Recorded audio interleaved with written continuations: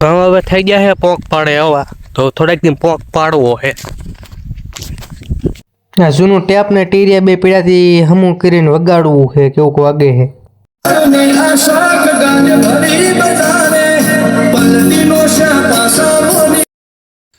આજ પાછો હું પાણી વાળવા આવી ગયો સૌ.